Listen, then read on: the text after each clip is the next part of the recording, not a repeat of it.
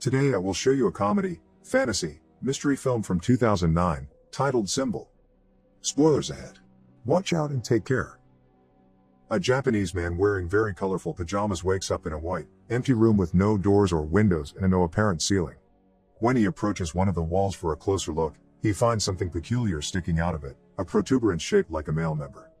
After poking it a couple of times, he presses the tip, which causes hundreds of giggling baby angels to come out of the floor and walls, staying there only for a couple of seconds before they go back the way they come. One thing they leave behind, however, now all their members are sticking out of the wall and floor. This is the phase known as learning. As he sniffs the finger he used to touch the weirdly shaped button, the man screams in fear, followed by crying out and begging for help from whoever may be around, to no avail. He decides to start pressing the various buttons to see what happens, and every time he does, a different random object falls into the room, from a small toothbrush to a big vase. By pressing the same button again, he is given the same object, and that's how his testing of this concept on one particular button gives him a big pile of chopsticks. His amusement is short-lived, however, when he presses the button next to the chopstick one and a small cart comes out of the wall and hits him on the legs.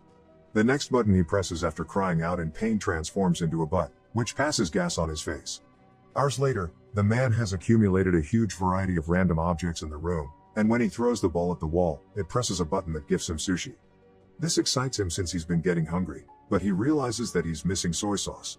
He asks his captors for it, but as always, he gets no answer, so he repeatedly presses one of the buttons until he has a bunch of sushi in front of him but still no sauce. Giving up, the man proceeds to eat the sushi, which he finds rather delicious, and once he's finished the last piece, he presses the button for more, getting furious when a bottle of soy sauce finally shows up. After angrily pushing the bottle out of the way, he presses a different button and gets a pair of old-school 3D glasses. When he puts them on, he manages to see a baby angel pointing at his member, and the man gets happy because he thinks he may have found the answer. However, after pressing that particular button, all he gets is a countdown and a giant butt appearing from above to pass gas on top of him. Some hours later, he's read 5 volumes of a manga that he finds very entertaining, but when he presses a button to get the 6th, he gets the 7th instead. Frustrated, he starts trying other buttons, which give him 8 and 9 but still no 6.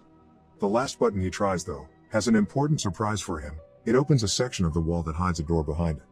The man celebrates this discovery, but in his excitement, he loses track of which button is the one that opens the exit. He tries one at random and shockingly sees an African tribesman run from wall to wall. The next one makes water fall on his head.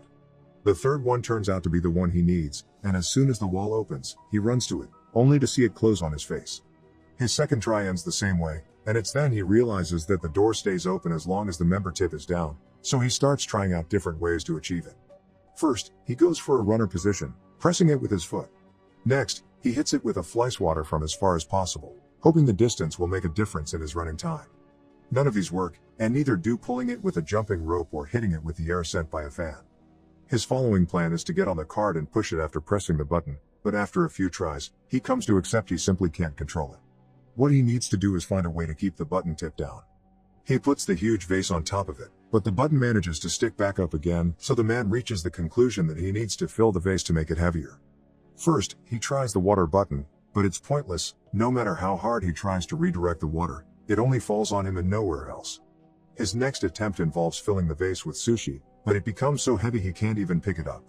The neck of the vase is also too narrow for his hand to go through, so the man has no other choice but to use chopsticks and remove a bunch of sushi piece by piece. Moments later, once he's removed enough, he manages to barely pick up the vase, so he does exactly that and takes it closer to the buttons. When he gets there, he finds himself having to put down the vase on the floor because he has lost which button it was again, and when he tries one, the African tribesman comes out and accidentally bumps into the base, causing it to crack and break in half. This sends the man over the edge, who, as he freaks out and yells nonstop, finds the right button and begins covering it with sushi. This, of course, doesn't work either, and the little member pops up among the rice. Then the man tries covering the button with tape, followed by tape plus a steel plate, but nothing works. After taking some painkillers to deal with the pain caused by the door every time it hits him on his back and a nap as well, the man wants to wash his teeth, so he presses a button to get water. It was the wrong button though, and this one reveals a rope falling from the ceiling. This instantly improves his mood because it gives him an idea for a new plan. He opens the door, then uses the rope to swing himself across the room and make it before the door closes. Sadly, when he tries to open the door behind the fake wall, he discovers it's locked. He returns to the room just in time before the door closes, although it manages to hit him on his way out anyway, and in frustration, he kicks the wall, activating one of the buttons and revealing the key floating in the middle of the room. Like it happens with the door though, it goes away when the button perks out again, so the man must find a way to keep both the key in the room and the door open. First, however, he needs to find the button again, because he got distracted and lost it. By observing more or less where his foot would have landed when he kicked the wall, he chooses a button only to get a dog coming out of the wall to bark at him. The same happens with the next button, but luckily, the third try is successful. While keeping his eyes and a pointing hand at the button, the man walks backward and grabs a piece of sushi fish that he takes back to the wall to mark the right button with. When he presses it, however, the dog comes out again. This time he finds the button faster and proceeds with his plan. He makes the rope appear and swings on it to reach the different buttons, but it is still enough. As he falls to the floor, he sees a plunger he had gotten from one of the many buttons, and gets an idea on how to solve his little issue. He can use the plunger to touch the wall and push himself farther. After one failed attempt, the plan goes smoothly, and the combination of swinging on the rope and pushing himself with the plunger allows him to press the button key, grab the key, press the door button, and reach the door before it closes. He wastes no time and inserts the key in the lock, quickly turning it, but when he tries to open the door, he finds a nasty surprise. It also has a separate lock on the top that requires 3 numbers to open it. The man rushes out, getting hit by the door as it closes, and in frustration, he throws the plunger at the opposite wall, activating the button that releases the African tribesman. As he watches him walk by, he realizes something. There are 3 numbers painted on his forehead, which must be the combination he needs. Since the time behind the door is limited, the man goes through the process of doing the whole swinging on the rope and jumping deal 3 times, 1 for each number to be put in. The third time, he stays there and opens the door, which is a bit stuck and he has to push extra hard to open it.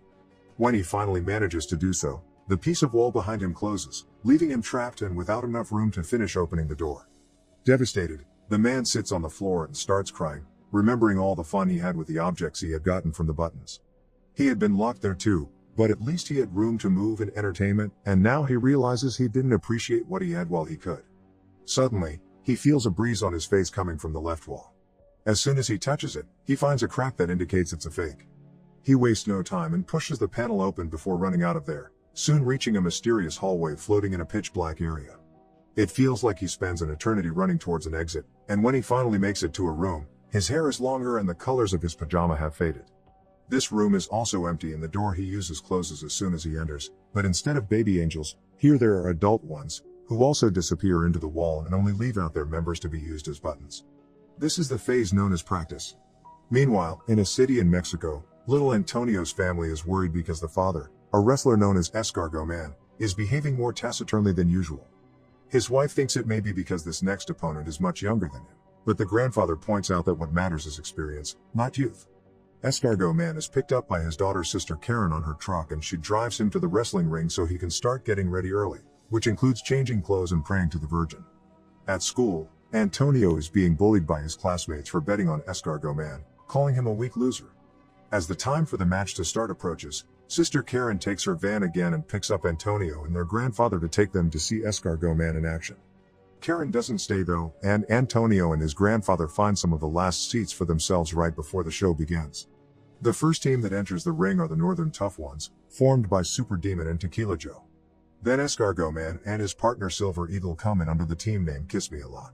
Silver Eagle is the first one to fight for his team with a brilliant beginning, but he's soon overpowered when the Northern Tough Ones fight him together instead of one-on-one.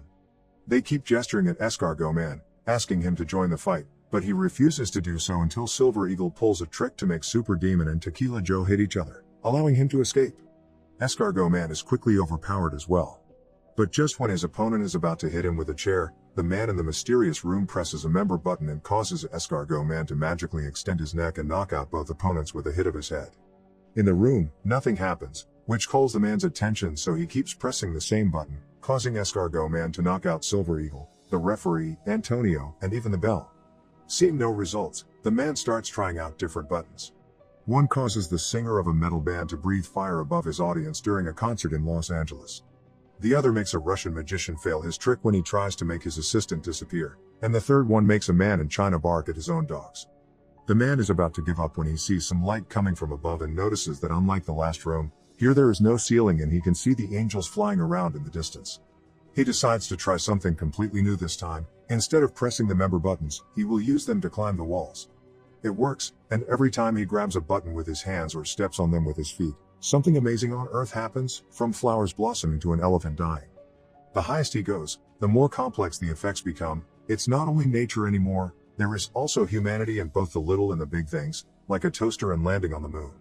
By the time he makes it to the top, both the man's hair and beard had grown long, and he doesn't need to hold onto the wall anymore. Now he can float as well, just like the angels, and using all his experience gained from the training at the previous rooms, he embraces his role of God and begins choosing humanity's biggest hits on purpose instead of randomly pushing buttons. By the time he's done, he's surrounded by feathers instead of walls, and he enters a glowing portal that takes him to the last room. This one has the continents on its walls and a huge member button that the man is about to press. This is the phase known as future. Make sure to subscribe and turn on notifications so you can watch more videos like this. Thanks for watching.